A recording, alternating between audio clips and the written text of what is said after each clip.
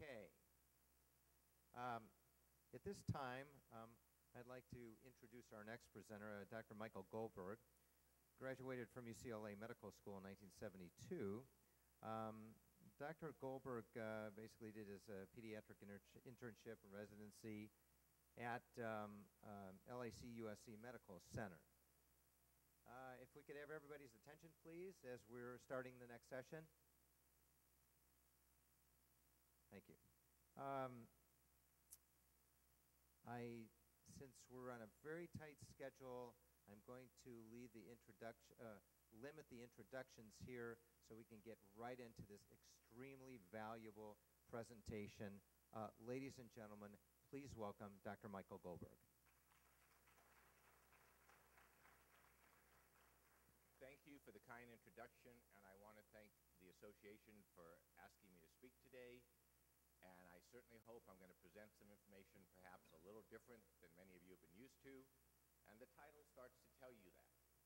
What in the world is the connection between what we're calling autistic spectrum disorder out there, multiple children now presenting with seizures, epilepsy, multiple children with cognitive dysfunction, and if we're going to start to understand this from a medical direction, we have to ask the first question: what if this is not autism? Now, making my job easier is a cold, hard fact that I don't know if many of you have been exposed to. Dr. Kanner is considered the father of what we have called autism out there. It was in the 40s and 50s that this strange disorder was described about these very strange children. Now, the problem is, when Dr. Kanner himself was asked, what separates a child with this new idea of autism from a child with childhood schizophrenia?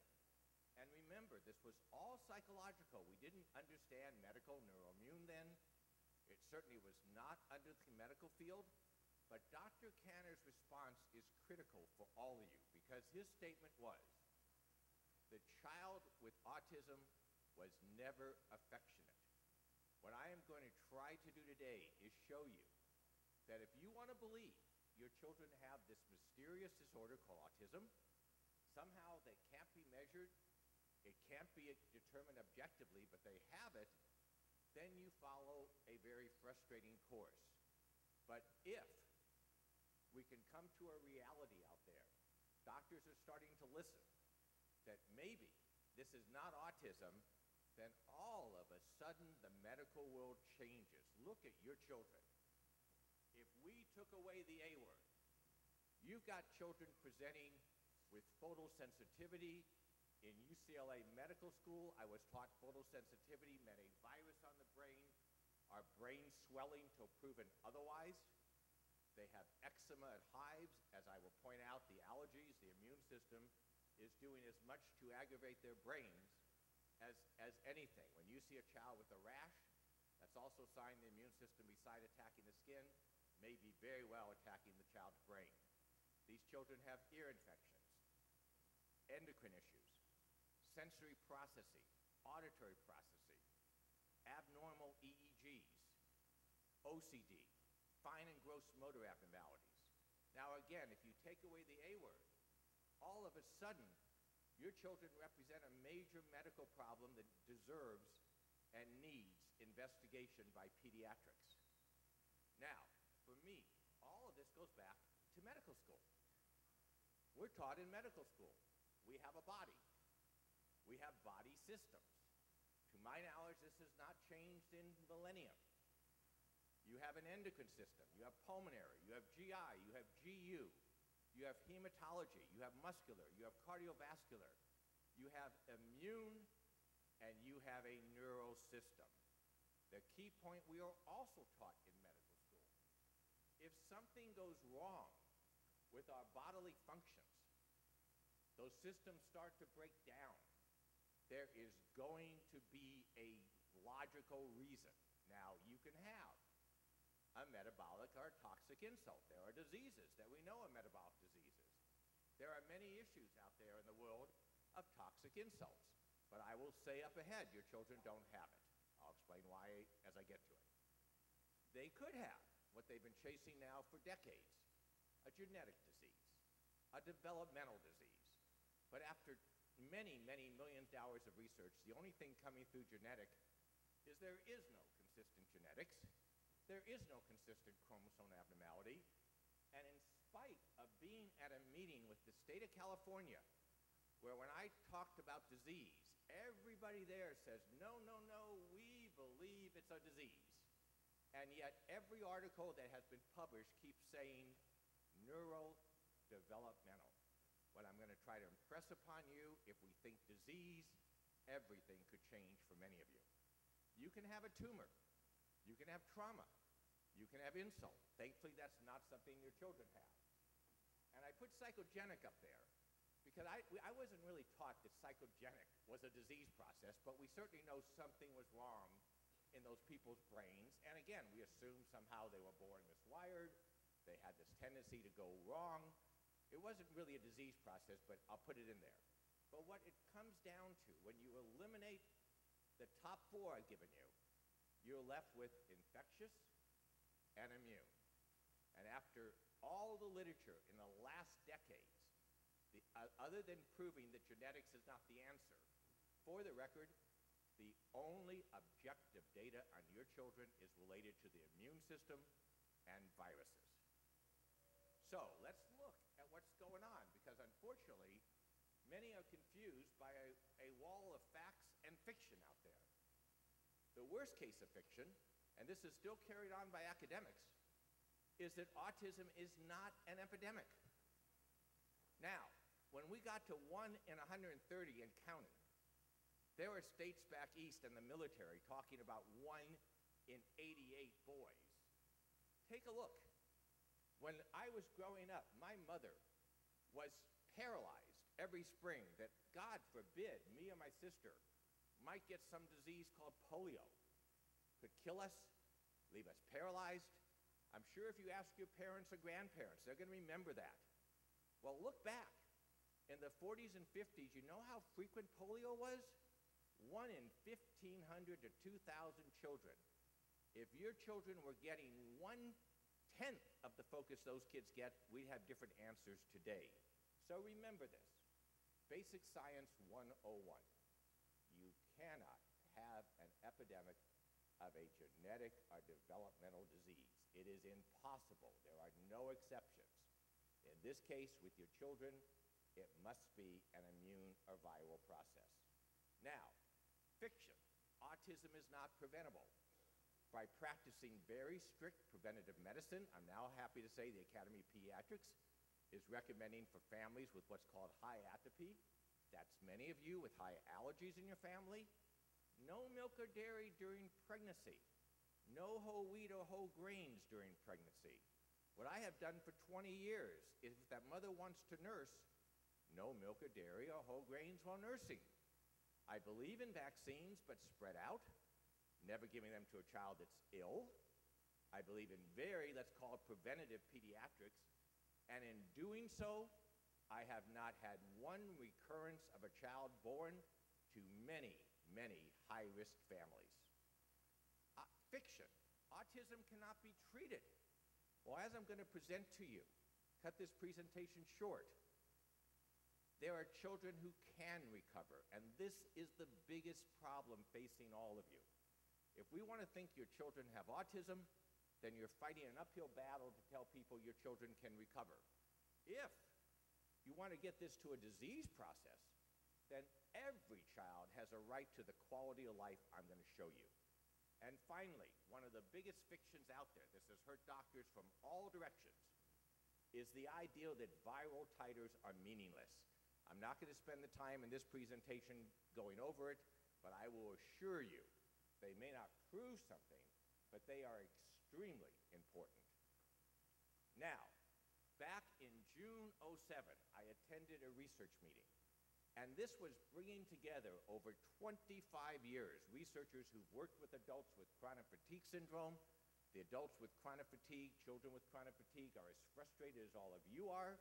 And as we joke in medicine, this was top researchers, test tube scientists, PhDs, MDs. And their conclusion was, if in any of these patients, there was a toxin, there was a metal, there was some other insult. As I will explain to you, that was no longer the issue, and you were left with this idea of complex neuroimmune, complex viral. The more we learn, the more complex it's becoming. And in essence, also beginning to come around to the reality that while you can direct therapies for symptoms, if you don't attack the primary process, you cannot win the battle. So, many years ago, I tried to coin a term, NIDS. What did it mean? In essence, I partly rationalized that the trouble many of you are in is the idea of learning disorders, autism, PDD, ADHD. Wasn't taught to me in medical school like your children had a disease. It was taught to be developmental. It was under psychiatry. So the first idea of NIDS was to coin a term that meant, wait a minute, it didn't matter where it started. You could have a genetic disposition, you could have some environmental insult, you could have a combination of viruses, vaccine stress, allergies, whatever these insults were, you crossed a line and you went into this immune-mediated abnormal shutdown of blood flow to the brain and therefore affected central nervous system dysfunction. After all these years, I will assure you, in the literature, that's where the objective data is going. Now, I tried to do something here. Forgive me a little bit for this was put together very quickly for me, and I want to thank the people behind it. But if you think about our immune systems, I don't know, unfortunately, if I have a pointer up here. Is there a laser pointer at all? Okay, apologize. But essentially, you're supposed to be in balance. Think of your immune systems as we know there's Th1, Th2, Th3. There's now probably a Th4 and a Th0. The truth is, from learning originally about Th1, Th2, we now learn that Th1 crosses over to Th2, Th2 crosses over to Th1. But the key point is our immune systems are supposed to be balanced. If you're going to be healthy, your immune system has to be healthy. That runs our bodies. Now, in typical autoimmune disease, the picture on the left shows what we were all taught as doctors. Well, if someone has a suppressed system, they may be prone to infections, they may be prone to some very severe problems, but the idea was that a part of the immune system was low. Now, at the same time, you're also taught that there's autoimmune diseases, and part of the immune system is elevated. You can see the part there where some's elevated. But what we were not taught about in medical school, part of the problem of getting doctors to understand this and look at it, is we weren't taught about this idea of dysfunction. If you look at your children, if you look at adults with chronic fatigue syndrome, part of the immune system is elevated, and part of it is down. So this is a key to helping your children. There is no way in life as a doctor I can say I'm going to raise the part that's down and not go over where I should. And there's no way in life I can say, well, I'm going to suppress what is high and not create dysfunction by making parts of the immune system too low. So this idea is a key to understand your children. So there's also discussions out there. Mitochondrial dysfunction causes this disease in your children. Well, there's a problem. I attended a 1992 NIH meeting where they first began talking about maybe some of these adults with this mysterious disorder called chronic fatigue syndrome really had something wrong. It wasn't all psychosomatic, and some of them had very stressed immune systems, low NK cells. Now, I will never forget this discussion. When the NK cells are low, the immune system is stressed. When the immune system is stressed, the mitochondrial of the cells are dysfunctional. In essence, that's why people are finding many metabolic abnormalities, many evidence of mitochondrial dysfunction, but nothing that holds up as a disease process. The reason is all of that is secondary to the immune system, not the causation in any of your children. Fiction. You can strengthen the immune system by multiple supplements and manipulations. Well, think about the diagram I just showed you. It's physically, chemically impossible. I learned this at a 1996 research meeting where they were just beginning to talk about interleukin this, interleukin that. They were starting to talk about pharmaceutical approaches. If someone was high in interleukin 2, let's naturally try to lower it. If someone was high in 10, let's lower it. If someone was low, let's raise it. And a learning lesson from that conference has stood to today. If you push one piece of the immune system, you push something else. And that has been the problem with many of the new immune-based rheumatoid medications and others, that even though they have their pluses, we're seeing more and more side effects that they're opening people up to other immune problems. So, back in I was looking into this further, as I said, the connection of seizures, and I go into the literature. My wife is helping me. We look under seizures, immune, and literally, I was shocked as a physician. The whole literature is full of interleukins attacking the brain, causing seizures, and not in the autistic literature, but in the seizure literature is this article that has direct impact for all of your children. If you give a little old mouse or rat, that's who we experiment on, a chemical to irritate the stomach, the brain becomes more vulnerable to seizures. Now, this is critical to your children because it says what we're taught in medical school. This has nothing, it does have to do with inflammation, but it has nothing to do with leaky gut. It has nothing to do with peptides. You fire off the immune system in the gut, the immune system attacks the brain. And in medical school, we are taught that there is a triad: the brain, the immune system, and the gut. The problem is, I don't believe any of us were taught that the gut was the control point. The brain runs your body. In turn, I put up a little diagram that shows some pathways in the immune system. I can only tell you that every year it gets more complex. As I said, Th1s cross over to Th2s. We have Th3. But the whole idea I'm going to try to present to your children, if we want to help their brains become healthy, we don't want to feed into this immune activation. We have to help try to calm down that system. Now, when this article came out in 2005, I thought it was going to change everything for all of you. This was published from Johns Hopkins. I've learned over the years, many of you don't even know this is out there. It was done by researchers taking children's brains who had passed away for other reasons. These are children with autism, as we do in medicine. They passed away, unfortunately, because of drowning, a car accident, and they looked at their brains. Now, I'm saying to you, if you go through all of the autism literature, almost nothing is objective. In this case, they looked at your children's brains and defined a neuroimmune inflammatory process more consistent with Alzheimer's, Parkinson, AML, and the key to this article was so strong that researchers I've been working with for many years, I've been trying to push them to open up the doors to look at your children with medicines that might help them get well easier. And this article was strong enough that for the first time they said, Mike, we can go to the FDA. Now, many of you don't even know about this article, and look at the bottom, the innate immune response. Now, this is something that has confused researchers, and unfortunately, it's confused many of you. What does innate immune system mean? It's a very poorly understood part of our bodies. The truth is, again, the more we're learning, the more complex things are. But the key is, the innate immune system is that part of our immune system that is non-specific. It is not stimulated by any antigen, any insult to your children.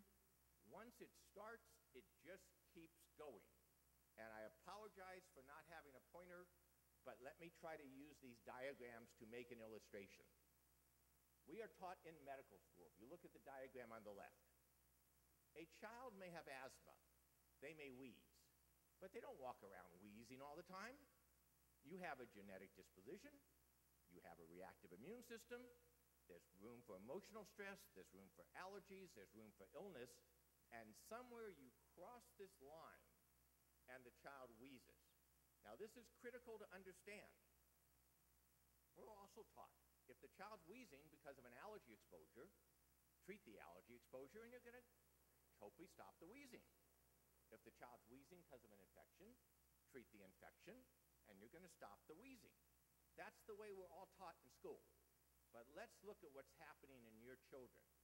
When I say this neuroimmune system is innate, same principle. This was taught to me at the same 1992 NIH meeting when they first started to recognize that we all have this neuroimmune system. The example I try to give the patients is how do we feel when we get a cold? We'll be zoning. We'll be spacing. I'm picking on a cold because a cold doesn't go to your brain. So what is that? That is your neuroimmune system. I've been involved with researchers that can actually define the chemokine-cytokine pathways that make this work. And your brain shuts down to protect itself.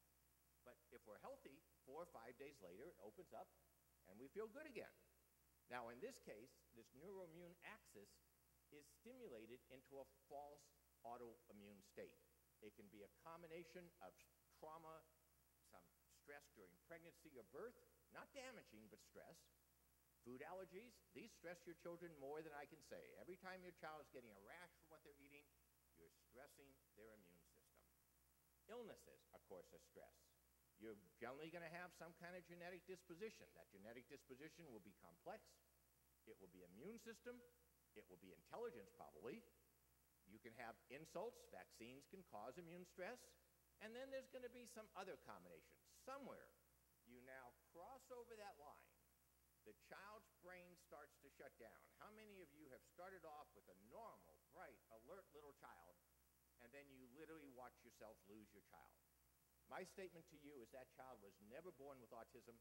That child was never born miswired. They're suffering from an immune-mediated shutdown. But here's the difference. Let's imagine that food allergies were part of the stresses that put this child over the edge. Unlike asthma, I can clean up that kid's diet. I may make them feel a lot better, but I'm not going to stop this innate immune system that simply. It keeps going. This is what many people are missing. You have to be persistent. The children I'm going to present at the end of my talk, they've been with me 12 years or longer. It's, as the parents will tell you later, it's been an evolving process. But the whole issue becomes you have to keep trying to get your brain healthier, you have to keep evolving, and you have to respect that unless the system shuts off, it is still a problem. And I only threw in on the side there the idea of irritable bowel syndrome, because the same thing applies to your children. They get stomach aches, they get diarrhea. The truth is, if you remove the main offenders, that will calm down. So, what are we really looking at?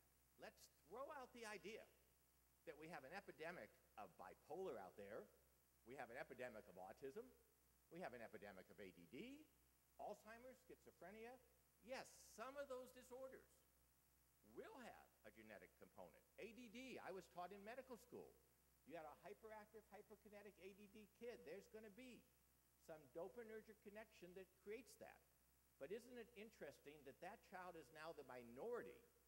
And what we have out there is a huge number of quiet ADDs, mixed ADDs, and this ties into both our medical and social disaster. While autism, Asperger, seizures are extreme, they're horrible. How many children are around in the schools right now who are literally space cadets? Their brains are not clear, they can't think straight, and that is the biggest reason that I was shocked a number of months ago when they came through with the statement that our high school graduation rate in this country is now below 50%. So, what are we seeing? I'm seeing families that I was never taught about in medical school. I'm going to present a family to you at the end of my talk. Hopefully you'll have a chance to ask them more questions in the breakout session. But you have a mother, our father, chronic fatigue or autoimmune disease. You have an older child or two, ADHD, learning disorders. You have another child, autism, brain dysfunction, seizures. This was never taught to me in medical school, but it is what's happening out there now. So, one of the things that has helped me get tremendous insight was working with first Dr. Bruce Miller, Dr. Ismail Mena at Harvard General Hospital, now working with Dr. Usler as a middleman with Dr. Mena, and I had the privilege of looking at SPECT scans. SPECT scans don't absolutely define a name for disorder, but they do absolutely define flow in the brain, which correlates to function. When areas are green or blue, they're not working right. They're too little function. When areas are red, there's too much function. Now in children, and again, I apologize for the lack of a pointer, but in the frontal lobe areas, which you partly see on this child, there is ADD. We talked about in our early studies hyperfrontality. But as I'm going to show you, we did not see hot areas all over a child's brain, and that is not the disease process. That's what's happening because of interventions. So the SPECT also gives you an amazing ability to understand what's wrong in your children. When I met Dr. Bruce Miller at Harbor General Hospital, we were at 33 scans then. He took those 33 scans like a deck of cards, shuffled them, mild, moderate, severe, told me what was working, not working in those children, sight unseen, and that was the last time I ever worried about the value of NeuroSpect, and for the record, it's the last time I ever thought your children might have something called autism because the findings are completely incompatible with old ideas of autism. This is a child. This is a child. Let's see if I can use this to help out here. Okay. Let me step out here. I hope people can hear me.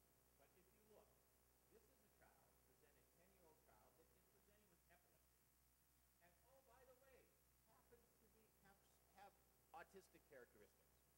Now in her case, what does the scan show us? It shows what we would expect. There are areas of the brain that are underperfused. You see the green and blue. But look at this. You have a hot area. Dr. Usually is nice enough to mark that with a little area. When an area is hot and white like that, it's going to fire off. If it fires off in the wrong way, it becomes a focus to trigger a seizure. So, scans also let me judge how your children are doing. This is a child with me who's essentially doing very well. I want to show you that in a recovering situation, what you've got is a child does have hyperfrontality. That's the red and white in front of the brain there. This child's temporal lobes are doing pretty good, but the very disturbing thing for me is over the years, you see those little scattered red dots and green dots on that gray zone? If everything was normal, that whole scan would be great. That would be plus or minus 2 standard deviations of normal. I was explained by Dr. Mena, Dr. Miller, that you have this neuroimmune axis. You can shut down blood flow in the temporal lobes. That's a given mechanism in the brain. I was also taught you can have hyperfrontality because of these mechanisms in the frontal lobe. You can have a hot frontal lobe. But I was not taught that you can have a little green here, a little red there, a little green here. That does not correlate to any normal tract. I will never forget Dr. Miller's words as he was transferring to UC San Francisco. Mike, that's irritation, inflammation of the brain. Now, I can use a scan to judge. Here's a child that's doing well, but not good enough. For the record, my good enough probably exceeds most of what you are being told are recovered children. I'll explain that later, but this is very important to understand. If we start speaking autism, the only child that's recovered has to be bright, alert, and I hope on par with the children I'm going to present to you. This is a child doing poorly. Now, the good news, as Dr. Mena is getting involved, the scan's not really quite as bad as it looks. The green and blue are not as bad as they look. But you can see, and this is a critical point to understand, I confirmed this with Dr. Mena over many years of research. When we looked at this neuroimmune process in adults, in children, chronic fatigue, ADD, autism, PDD, it's a shutdown of blood flow. I can argue that some of this is the viruses, literally we know, HHV6, 7, and 8. The British have a term called ME, myalgic encephalomyelitis. That's a polite way of saying a low-grade inflammation of the brain. And that is probably a more accurate description of your children because what's coming through is they have a low-grade activation of meninges, whether this is coming because of the immune system itself, whether this is combined with the viruses, an after effect of the viruses, but all the years we've worked with this, it's been a shutdown of blood flow, a decrease in function. Unfortunately, I showed this to Dr. Mena. This is a child doing the DAN protocol with chelation. This is a child doing DAN protocol, IV glutathione, H-bot, and chelation. And there is nothing natural or safe for this child about all those red and white hot areas. Now, what does this mean? What am I trying to present to you? If many of you out there believe your children have this thing called autism, somehow they can't prove it to you, but they are mysteriously miswired. You never expect they can get better. Then I don't believe that, but I have to respect that many of you may feel that. But I'm hoping, with what I'm going to do at this point, try to show you that that's not the truth. The truth is your children have a disease process. And if they have a disease, that means they were born with a normal brain. It is possible to treat and address this disease. The good note, while it's better to start early, the brain is pliable. I have an older child that came to me 13, 14 years old, and unfortunately, as many of you may know, this child was a disaster. I mean, how the parents can survive it, I have to sometimes wonder as a pediatrician. Within 6, 8 months, he is a pleasure, he is cooperative, he's no longer aggressive. I don't know where he's going to go to educationally, but we have changed his quality of life and the family's quality of life tremendously. Now, if your children are medical, if they are back in pediatrics, then we go back to what we're all taught in medical school. The first job as a doctor, do no harm. The Hippocratic Oath says do no harm. And what I've tried to present this morning is if you don't understand what the immune system is doing, you don't understand the ups and downs, you may tell a parent to put something in a child that's supposed to help, but you need to be concerned that you may seriously be pushing the wrong buttons. So combining what for me at this point has become very standard, food elimination, if indicated antivirals, if indicated antifungals, SSRIs, antihistamines, I was at a level where to do the next step in research, something that everyone presenting here should be doing, researchers I was with, after being skeptical, after questioning what I was doing, said, okay, Mike, if there's anything valid to what you're doing, we're ready to duplicate your protocol.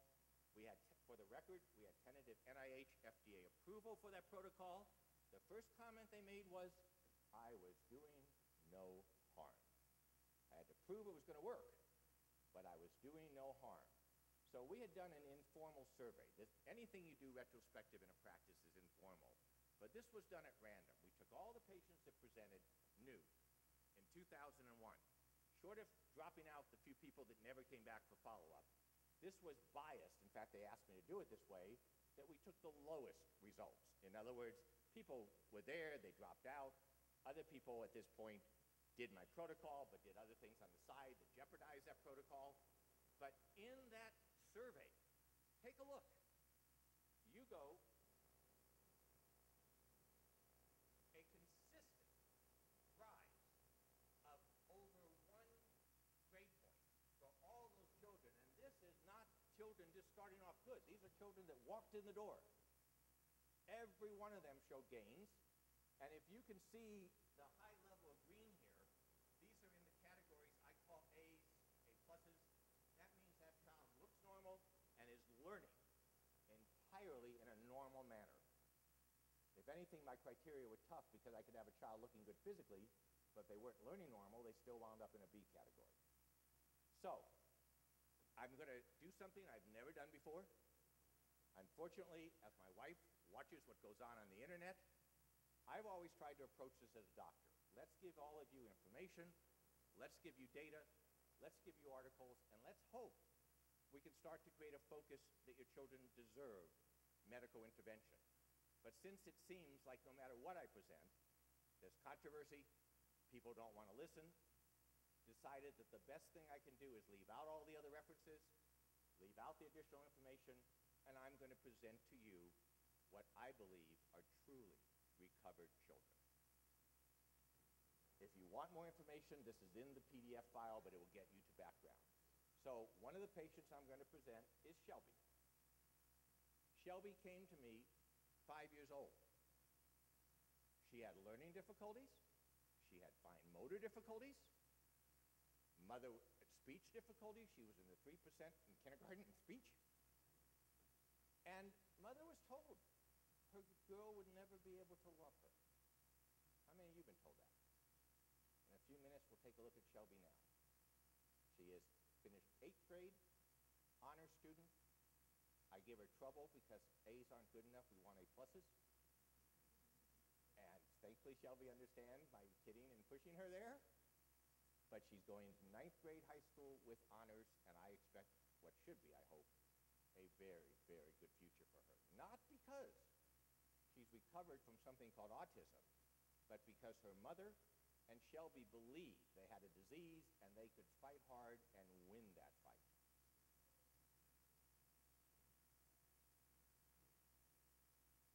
And you see, by the way, in the pictures, and I'm going over them fast, that you change from that kid that looks kind of, oh no, uh-oh, this is not a good sign. Is there a reason to stop taking the video? Stop the movie. You're not going to see it.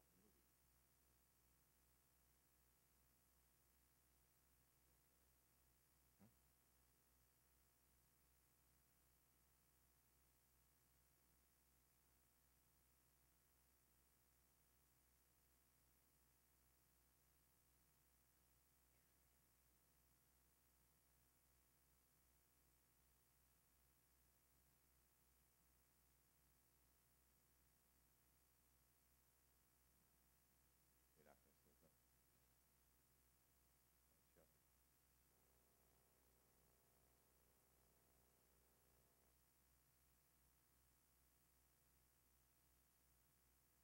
Good. Okay, let's see what we can do. Nope, there's no audio on this one. Okay, forgive me. Thankfully, I think we're getting past it. But this is Shelby that I was talking about. You can see, and the thing to look for, and I'm going to go through these fast because I want to turn this over to the children. So you can ask them questions. You can speak with them yourselves. But the key point is you look at this girl, you look at the other kids I'm going to show you, their eyes change from a dull child, dark circles, to a bright, alert child. Any kid that you are told is recovering and still has dark circles isn't close to being what they need to be. Let's see if this will go to the next one. We'll see what happens here. So, and Shelby, by the way, had motor issues. She now loves to swim. She swims. She's an excellent athlete. But she was told she had motor issues.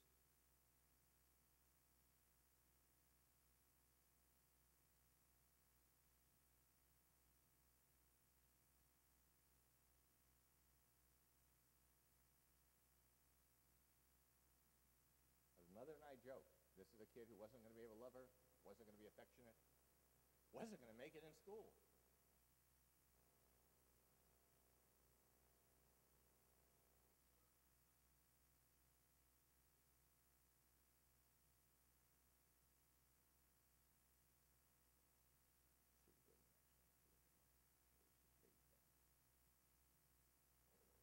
Now, let's see if this was good. The next patient I'm going to present is Emily. What actually led me into doing this, because I've resisted putting children up on stage for anybody. I am ready, however, if after the Oprah show I have been very angry, because that was a show that told the whole world, your children couldn't recover. So I will make a standing offer. If there's someone from the media that wants to present 6 or 7 truly recovered children, I have parents who are quite willing to provide those children. In the meantime, Emily, what led me to this is Emily and Ryan, who are the next 2 children. The mothers told me the same story as they were graduating high school with honors. Emily is finished high school with honors. Like many of us, she may want to go to 2-year school instead of a 4-year school. But don't forget this. When people say, oh, you just work with good kids. The mother was told only a few months before meeting me, be prepared to place her daughter in a group home when she was a teenager. How many children are in group homes? They should be in college, paying taxes. Think about it. So that was Emily going by. I joked with them that I'm in big trouble because she's turned into a very beautiful girl, and as a father of two girls, that's really a problem for the fathers. Now, this is Ryan. This was actually one of my first patients with this disorder. Mother and I joke now, but we batted heads at times. There was no, it turns out, and I never thought of this, to be honest with you, until Marcia, the mother, told me this recently. She wanted to drop out at about 4 or 5 years into this. I was pushing her. We have to do better. We can do better. She wanted to drop out, not because she was unhappy, not because Ryan wasn't doing well, but in her mind, under the idea of autism, he was better than he was ever going to be. I never thought of that as a doctor. So in turn, thankfully, she didn't drop out. 4 or 5 years later, Ryan was better than he was then. And just like all of us, he graduated high school. In this case, we didn't all do this, but he graduated with honors, got scholarships to college, and just like any of us, has matured after 2 years in college better than he was when he graduated high school. And again, we see the changes that I would like you all to look for in a child, because you go from a kid who's dull, has those dark circles, to a child that's healthy. Eva, I'm going to try to skip to the next slide for the sake of time here. Okay, and briefly, because they're going to bring him up on stage. But this is Ryan.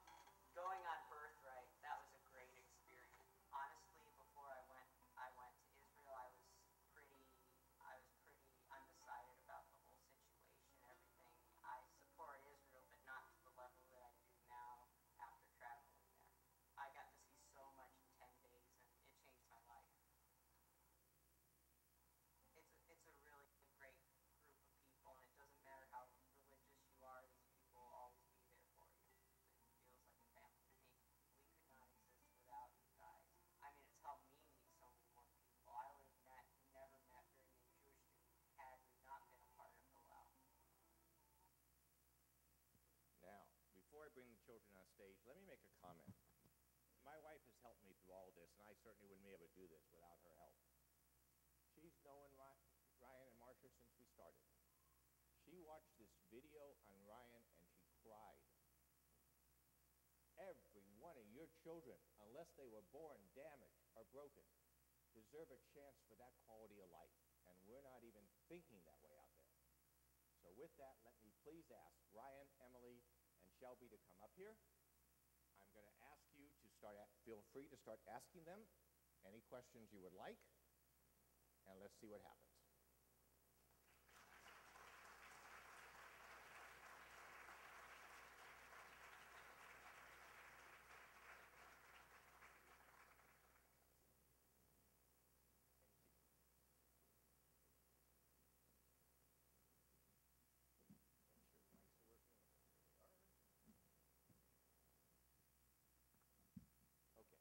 Please feel free.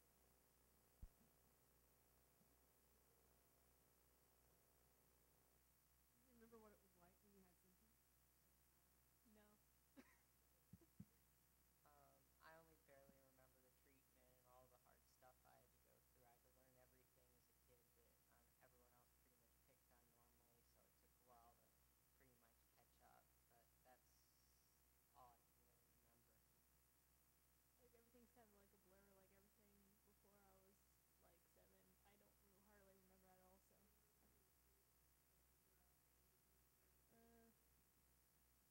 If we can get the mics close, for the kids, please, all the way up. They can't hear out here. I remember I didn't really want to do anything, but other than that, I don't remember very much.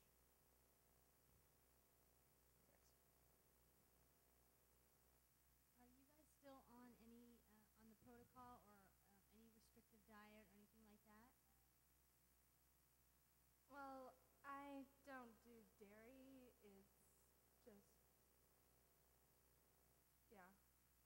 Let me make it easy. They're also up here for another reason. Well, I want the last steps that will leave them hopefully completely healthy young adults. They're on maintenance medicines over 12, 15 years, and this is, I hope, evidence that it can be done safely and get to a healthy brain. And we still have to watch diet, even though I have to debate with them at times. Go ahead, next question, please.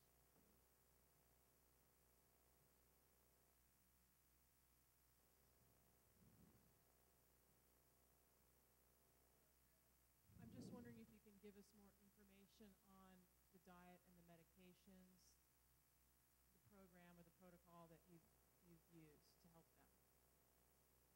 That's me? Okay, I want to leave this with the kids. I'll talk about things more in the breakout, but the truth is, it's what I put up, it's what's in the literature I pointed you toward. For me, it's been a combination of remove negative, not throw things into your children, remove negative. That's the food end. If indicated, antiviral, antifungal if indicated, SSRIs, and the key SSRIs are your serotonin selective reuptake inhibitors, Prozac, Paxil, Zoloft, Celexa, and instead of scaring a family, you have to realize these temporal lobes have to work. These children would not be what they are if their temporal lobes didn't have a chance to recover. Hello, kids. Thank you for sharing with us today. You're the first that I've ever spoken to, your age group, and it's wonderful to see you there, looking so neurotypical, I guess you could say. I wanted to ask you what your I wanted to ask you what your advice is as far as being told about your autism or being on the spectrum, and I have an 8-year-old specifically, and I just want to know how you feel about being told, and if you think it helped or didn't help, and what advice you have for us as parents with regards to that. I apologize, but we're really having trouble on the mic. I think she was asking what, like, advice on being told what about being on the spectrum, how to tell your Of the child about children. being on the spectrum. Okay. Well, I think what the question is, and I think you partly answered it, Emily, you don't remember being there, but try to tell people what you can about what you do remember, the early years when school was hard, you guys had trouble communicating.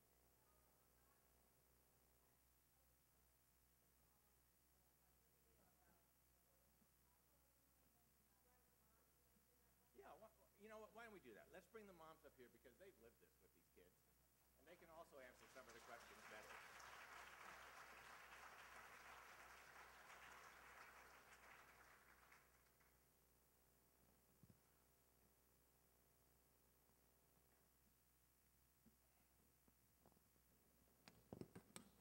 So, Marcia, maybe we could start with you because you have been through this for many years. Use Ryan's mic. I'll use Ryan's mic. I did not tell people about the autism because if you say the A word, the only thing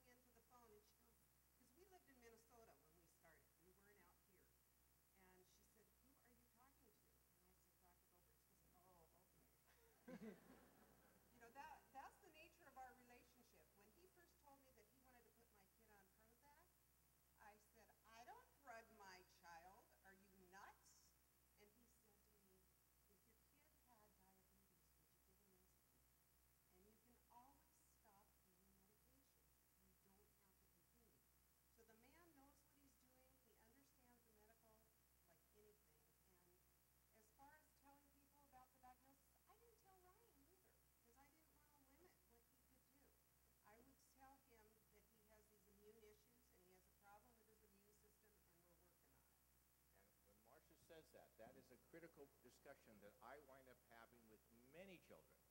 Somewhere by 9 or 10, most kids are frustrated, their egos are low, they wonder what's been wrong with them, and if you help them understand, wait a minute, you weren't born this way, you weren't born with a bad brain, this isn't you, it's been a disease. It changes the whole outlook of how that's done. Julie, Emma, you want to pop in, or Barbara? It wasn't until really the last year that Shelby really started to understand more about this whole protocol. Neuroimmune is how we discussed it when she was, 7, 8, 9. We were just a neuroimmune dysfunction or an immune disorder, and that's kind of how we approached it. We referenced it as the A word if she was in the room or whatever up until that point. She understands now that her symptoms manifested autism, but she wasn't actually autistic. And so that's something I think that we need to help get the word out with parents to help them understand that there is a hope, that there are options there, and there is such a safe way to approach it. It is a process, and actually Dr. Goldberg, Shelby's been with you since she was 4, so not 5, but she's 14, so we've been with him going on 11 years. And again, it's a process that we've been through. I do remember sitting in the car one time. Shelby was probably 7, and she leaned over to me and said, "Mommy, remember when I couldn't talk?" And she was almost 5 before she really started to speak fluently. I brought my girlfriend with me today who remembers Shelby when she was 2 and remembers the mess that she was in, socially, behaviorally, no language, a lot of behaviors, couldn't keep clothes on, had oral, tactile issues, visual issues. I mean, just everything was kind of in disarray. And she's getting too pretty. She better keep her clothes on I now. know, she's so cute. And what Julie's reminding me of, and I will never forget this, because again, all of this has been a learning experience. I came from a world that said there was a neuroimmune process, there was a disease going on. But to imagine a child telling a mother, "You want me to pretend I can't speak again?" How many of you think your kids are ever thinking like that? Barbara, maybe you could throw a few words in. I never told Emily, used the word autism. We never spoke of it with other friends because we were going down this path of, like a lot of us have called mainstreaming them, and kids can be mean or put labels on them, so I didn't want her or anyone around her to start having these expectations of this is the way she is because she has this label. And it's only been probably the last 2 or 3 years that we really talked openly about what she went through, getting a diagnosis, the work she's done, and how she's come out of it. So I agree that, she was given this diagnosis, but she wasn't truly, it's not autism like Dr. Goldberg was explaining, because we couldn't have made this progression. And I think the most amazing thing for me is when Emily got her driver's license. She went through the whole driver process without any help, nobody coaching her, nothing.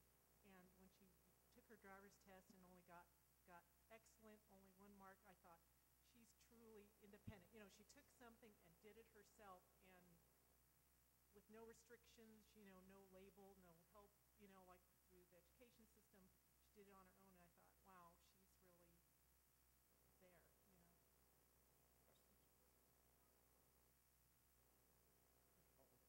Well, if we're going to, we're supposed to stop 11:30? Okay, if we're going to stop, okay, here's what I'd like to do then. If we're going to be stopping, they're going to send us to a breakout area where please, the goal is for you to feel free to continue to ask questions. I'd like to just briefly introduce the family I was mentioning, and they will be there for questions.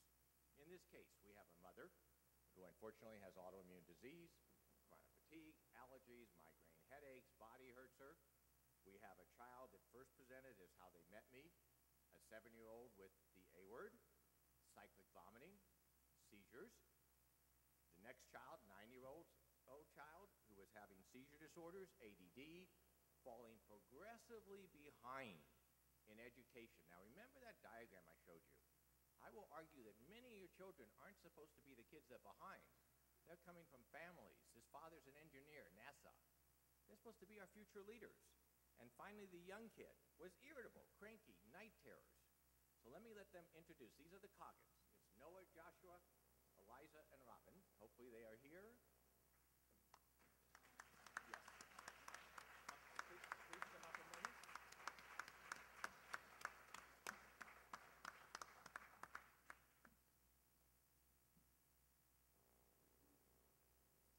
And this comes to the idea that what you're looking at in your children is not the label. It is a disease process. Let's see if they can step up for a second. Come on over here. Now, with compliments, Elijah's gone from a quiet, irritable kid to where he now challenges them all the time with his intelligence. But what I will do is we'll go to this breakout session, and the kids and the families will be there, and I encourage all of you to ask any questions you would like. What I'd like to say is that we have a session right after this for the next hour with Dr. Van Dyke, and the area that everyone will be is in the Lindbergh Ballroom. It's on the other side of registration B. And will you be there for even after the next presentation? As long as people want. As long as people want. So if you can stay in here for Dr. Van Dyke's presentation, and then when we break for lunch, and they'll be here, how long throughout the day? Well, my plan was that they would hopefully be able to stay for as long as people have questions. Great. There's also, we're trying to help all this breakthrough to the medical world. There's a film crew around that you may run into. They're going to hopefully film some of the kids, and we're trying to show the world that your children have a right to a quality of life that nobody's been talking about. Great. Please big round of applause for everybody. Thank you very much.